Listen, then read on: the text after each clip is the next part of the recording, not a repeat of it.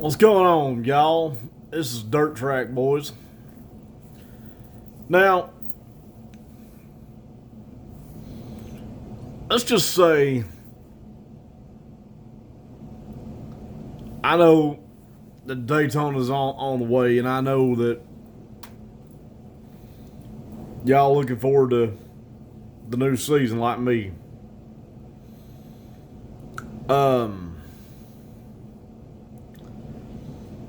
Now there's going to be some different faces in these cars next year.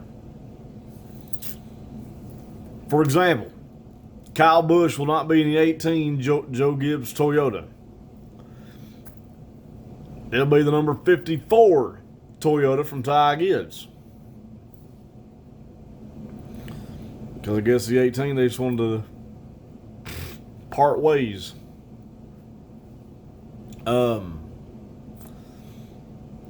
And then Kyle Busch will be driving the 8 car for Richard Childress Racing.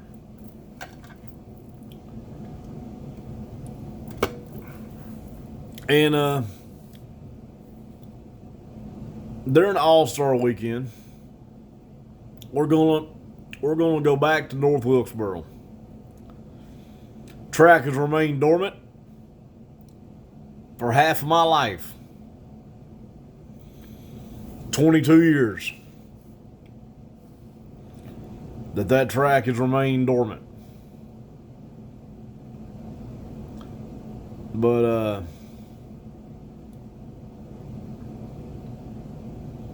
so yeah,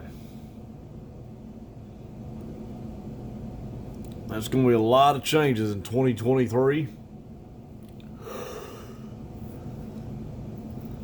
Going back to the Coliseum for the Busch Clash.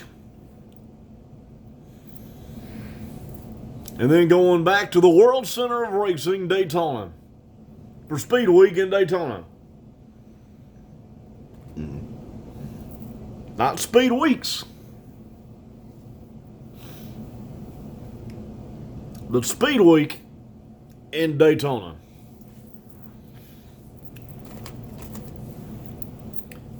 Now, the NASCAR Cup Series,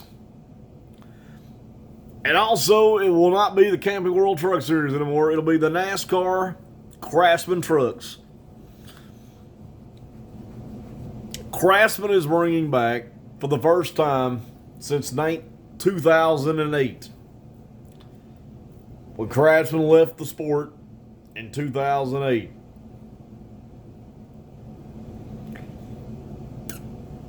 And it was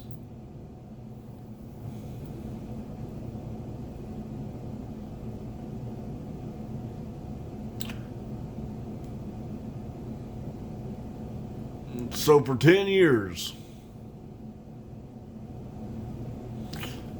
it's been called the Gander Outdoor Series.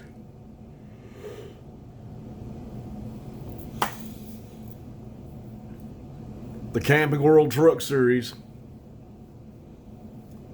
Until recently, as of this year, they announced in Phoenix that Craftsman will become back as the title sponsor for the NASCAR Truck Series. Now they just need to rename it the NASCAR Busch Series for the third lower tier series. But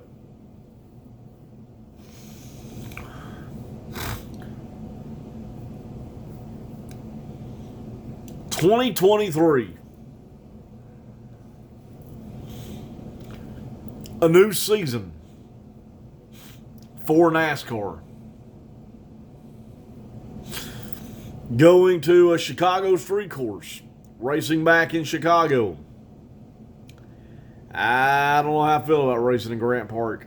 I mean, in Chicago, but you never know.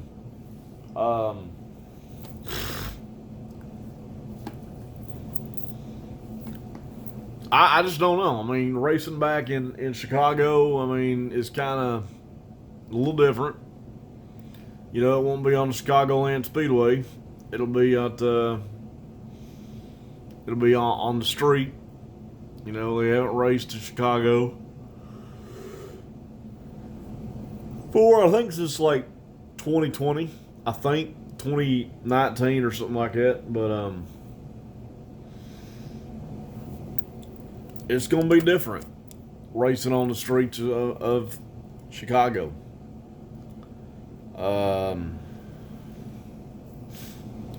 I don't know how to feel about it, to be honest. I mean, it'll be different. That's for sure. It'll be a lot different.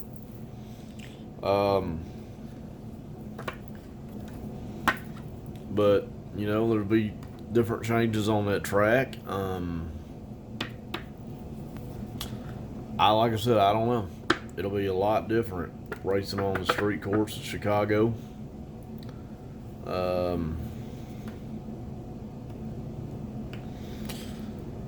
But all I can say is look out, because NASCAR is back on its feet. And I just hope they get this next gen car figured out, because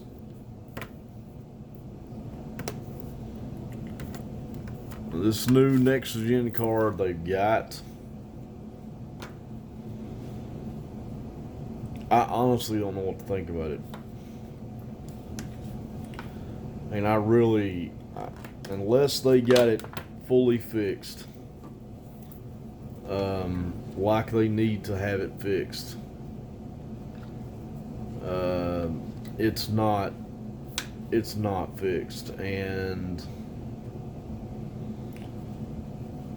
there's a lot of changes that NASCAR needs to do with this new car.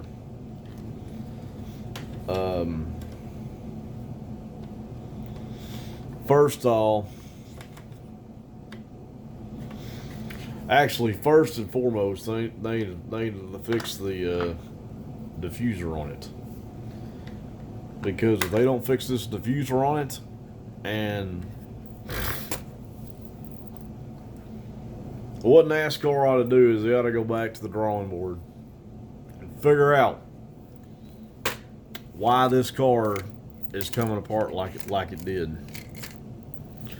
Now, I'm not saying NASCAR's perfect, but you know, down the line, there are some safety aspects that need to be addressed. You know, Darlington, Kevin Harvick's car catching on fire. You know, Kyle Busch's car, you know, shutting off or malfunctioning at Darlington. I mean, Darlington was where it started at. And for the first 6 weeks, there was not a playoff driver to win that race. To win any races for 6 weeks. Now, I get it. You know, they're changing everything around and changing it up. But the playoff contenders that were playoff contenders were not leading laps, winning races. They were all falling out. And I honestly don't think that that's a good thing. You know, it just... I just don't know. And I think...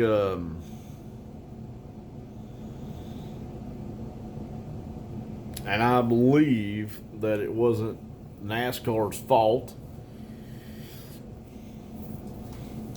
You know, when they came out with the Gen 5 car, it had some issues as well.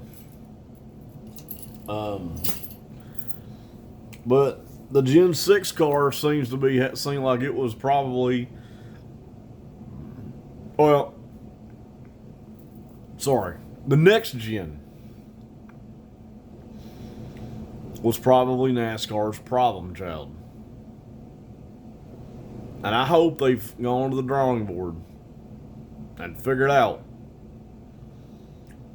with this sequential shift, you know, the sequential shifting, like first, second, third, fourth, and fifth. It's no longer an H pattern like we're normally used to seeing in any standard transmission. It's not an H pattern. It's completely different. It's rack and pinion steering. It's completely different than that. I mean, it's just a whole bunch of aspects that are different. I like the new car. The car sounds awesome, but it can't race worth a damn. And I mean, this one lug crap and shit, no. NASCAR needs to fix the lugs to get on. They need to get the lug on the hub. They need to get the wheel on the hub, because if they don't put the wheel on the hub, that damn thing's gonna fall off every time.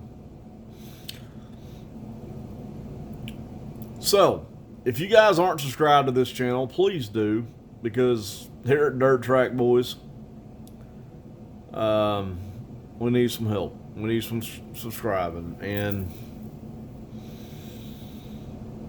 but we'll start going to NASCAR races and start going to stuff like that, and I'll start putting it on my channel so y'all can kind of see and everything and all that. But because I'm gonna try to document some of this stuff the more I do it.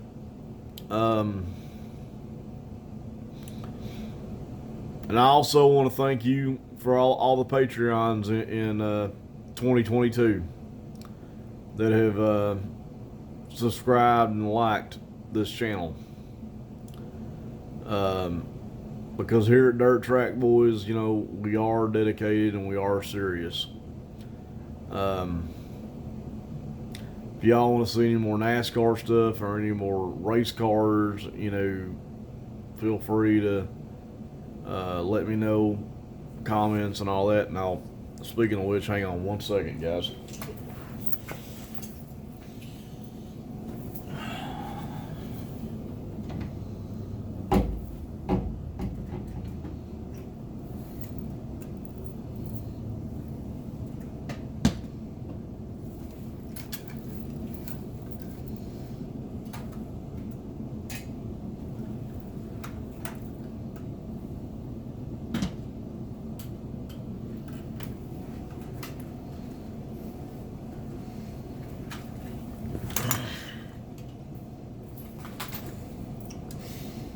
I know I don't do this often, but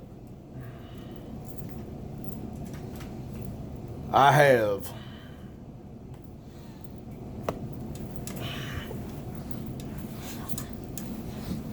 I have a piece of NASCAR racing history that we're going to take you throughout the race car. Now, people say that on this race car, this is Dale Earnhardt's 2000 last win car from Talladega. People also say, well, he won Atlanta. Yes, he won Atlanta. That was his 75th career win. But that win was in March at Atlanta in 2000. This was later that year in October at Talladega in 2000. Now, as we look around the car, you can see. Now, Richard Childress did drive this car with Johnny Morris at Talladega, but I don't know if y'all saw it with the battle scars on it, but he cleaned it up. I have no idea why he did that. I wish he just kept it the way it was. So anyway, we have the scrapes from when Dale scraped the wall and rubbed up against, not scraped the wall, but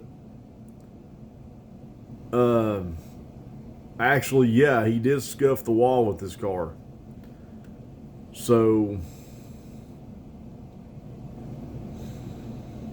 there is going to be places on this car that are rubbed off. Like on this side right here when Dale scraped the wall. Now we're on over here on the driver's side. You'll see there's a big old tire mark from when Dale and all of them got into it. Now remember, you got to think, coming to this was coming back. This was coming. Dale had a bad pit stop on that last restart, and Dale got away from the lead. So Dale was in 17th spot with 5 laps to go. So you can see the front valence here, or the front bumper, where it's all taped, where it was taped up. Now, people say that the bottom of this car, hold it like this so we can see it. People say the bottom of this car is orange. No, that is red. Dale's cars were painted silver and red for TV purposes. The back of this bumper is gray and red. The only reason that it's got a reflective spoiler on the back of this was during Dale's he was eligible for the No Bull 5 in 2000, which 5 drivers were eligible for the Winston No Bull, which was a promotion that R.J. Reynolds did in 2000, or did for however long, I can't remember. Now, up here we have this spoiler. It's called the wicker. Basically, it kept the car down. It made sure the air flowed over the car, and the car wouldn't bounce up and down so much. But on here, now I miss all these sponsors, because back then, you had all these contingency sponsors. You had Simpson, Plasticoat, Edelbrock, Clavette, that back when they used Unical 76, 3M, True Value, NASCAR Winston Cup, and NASCAR Race Car, NASCAR 2000. And up here on the A post, you see Coca-Cola, Team Realtree, Bass Pro Shop, and Tracker Boats. And down here on the side, you see Budweiser Polo Award, Bowman, EA Sports, Mechanics Wear, Gatorade, Snap-on Tools, Purdue Chicken, Burger King, and We Care, and Team Realtree on the A-pillar. I mean, just all these different types of sponsors on this race car. As we look under the undercarriage here, or we look under the hood. Look at this power. Look at this Chevrolet power plant. I mean, that's just awesome. That's one good looking power plant. As we look under the car, you'll see the, hell. You see the drive. You see the drive. You see the drive shafts. You see the pipes come out the side. And just 2000, and you see the engine right here, transmission. Now, this, like I said, this is a 2000 Chevrolet Impala. There's the back of it here with the fuel cell in the back. All the stuff on the inside there. You can see where the seat is. You can see where all the, just everything on this car is just, wow, so cool. See the fuel line, the fuel filler line. the fuel tank. Just now, I've been told that I knew I was right. Now,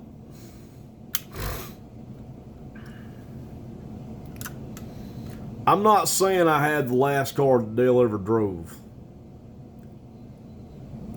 but I do have the last car Earnhardt was seen alive in, from 2001. Back when Nabisco was sponsoring it. Nabisco, Goodwrench. I have the 2001 NASCAR Winston Cup car Dale Earnhardt drove in the 2001 Bud Shootout. Now, granted, this car, see if I can show you the restrictor plate. I don't know if I can or not. But back when NASCAR had carburetor engines, they had a restrictor plate. It was about 1.5 inch, about a half inch in diameter. Basically, it would go over the carburetor and restrict horsepower from going over 800,000 horsepower or 8,000 horsepower to like 750 to 750 horsepower or 7,000 horsepower. Anyway, it would reduce power to the motor without the motor being so the motor would be restricted.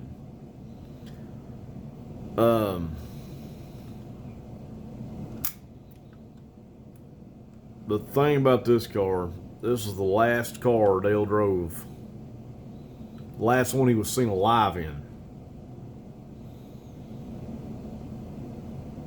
Now on here on the bottom side of it, you see where it's painted white and blue. That was an Oreo thing, because Oreo's white and blue. They wanted to do it as close to the Oreo colors without painting the car blue as possible. They wanted to paint the bottom of it white and the side and the line that was red to blue. Now, as you can tell from this 2000 car, you can tell how the bottom of this is silver and how right here is red. 2001, Nabisco and Oreo started doing that with Dale's cars. They wanted to do it and differently for Oreo, because Oreo, like I said, is white and blue. So they painted it blue and white. Now, yeah, I said paint. Back then, they painted the cars. So this might have been a 2000 Monte Carlo, but all they had to do then was put on a 2001 body. The car might have been a 2000, but they probably put on a 2001 body. So here's the Nabisco Oreo Goodwrench Service Chevrolet, driven by Dale Earnhardt from the 2001 Bud Shootout. Chevrolet on the back there. Place for the TV camera.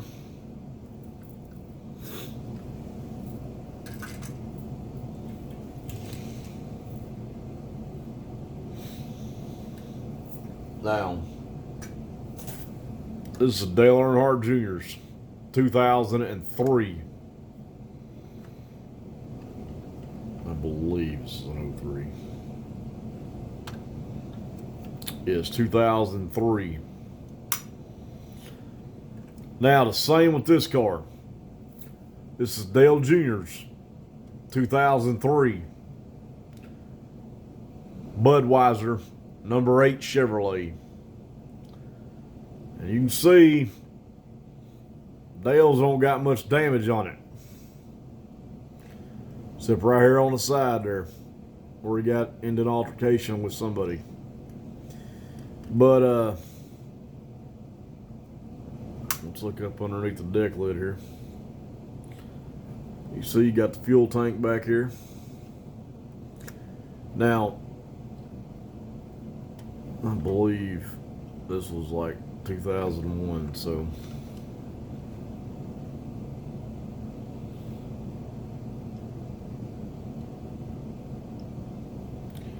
I'm sorry.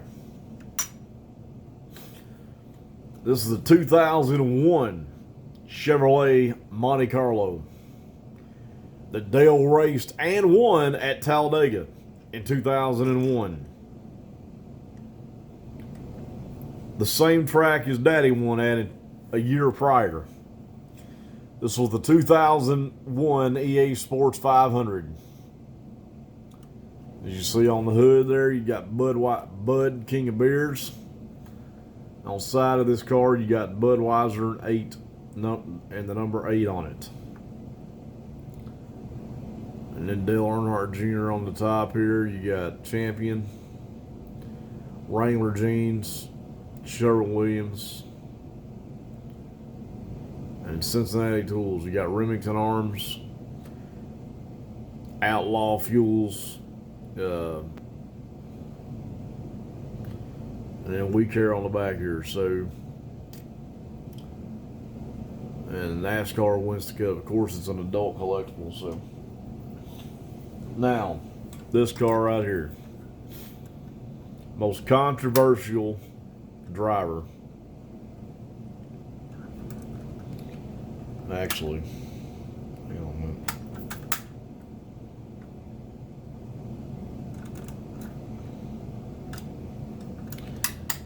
This is Kenny Schrader's MB2. God damn it. It's Kenny Schrader's MB2 for MB2 Motorsports. Number 36, 2002 Chevy Pontiac Grand Prix. Now, again, it's M&M sponsorship. It's the yellow M&Ms on it, and you know, it's got the Pontiac back here on the back of it. This car's a 2000, and I believe it's 2000. That's 2002 Pontiac.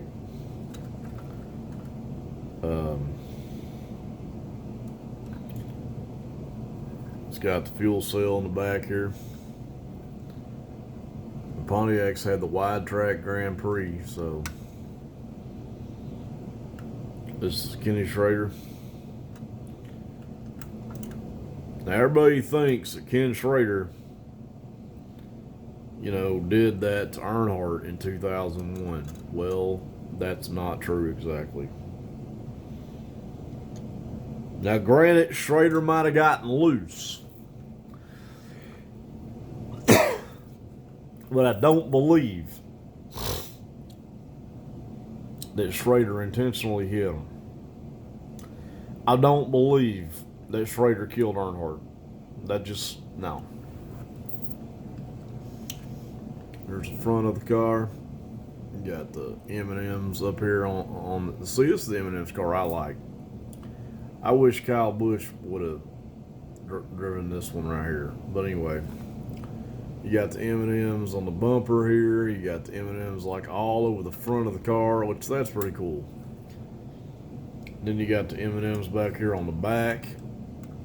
So with the yellow and all that. This was introduced with the green. This introduced the green M&M. They introduced this in 2002. So this is the 2002 Pontiac Grand Prix. Back when Schrader drove for MB2 Motorsports. And it's the 2002 Pontiac Grand Prix. But yeah.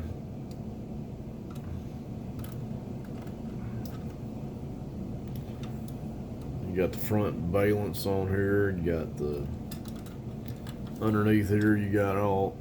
You can see where actually they only use this at Daytona and Talladega. Well, you got the clip here